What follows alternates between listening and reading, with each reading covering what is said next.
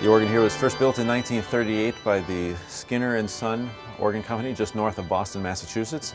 At the time that it was installed, it consisted of approximately 4,800 pipes and was one of the bigger instruments in the Washington area at that time. However, the cathedral was only about a third of the way completed at that time. The great choir, which is the area in which most of the organ is located, along with the sanctuary and the high altar and the apse of the cathedral had been completed, but the crossing and the nave had yet to be begun, and at the height of the Depression it was relatively uncertain as to whether or not the cathedral would ever be finished. So it was determined that a relatively small instrument for the completed space was all that was needed at that time. In the late 1960s and early 1970s, when work resumed and it looked as though the nave would be completed, it was determined that the organ should be made bigger, and that's when it grew to its current size of 10,650 pipes. Now, the smallest pipe is about 3 inches long and about the size of a pencil, and the largest pipe is 32 feet long and is large enough to climb inside of, and they are arrayed throughout the triforium of the cathedral. That is the level just below the stained glass, the clear story, which surrounds the cathedral.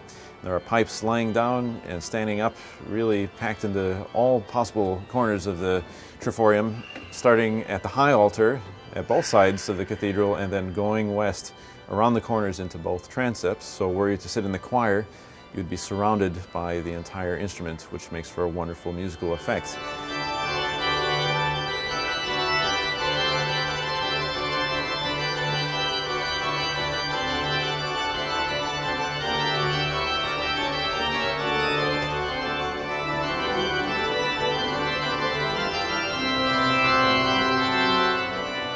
And among the musical effects that we rely upon, of course, are the extraordinary acoustics here of the cathedral. The hard surfaces of marble floors and limestone piers and columns all combine to create a wonderful reverberation, and we can get upwards of 9 seconds of that reverberation, which helps to shape the sound as it comes out of the organ, and also to give the music a very spacious and majestic feel.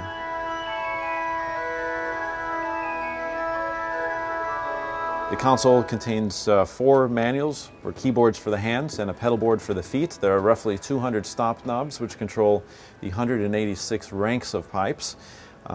The console is linked electrically to the wind chests themselves, which are all, of course, with the pipes in the triforium. There are 2 blowers in the crypt of the cathedral which supply wind to the wind chests.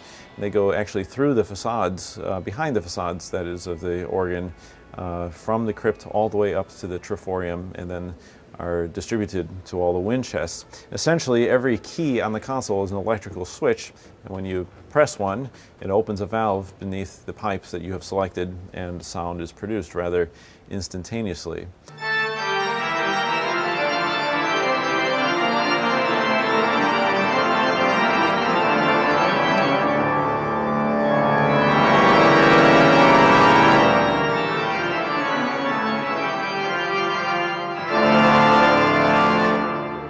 The organ here is a pleasure to play, and I hope that you have an opportunity to come to the cathedral and hear it in person.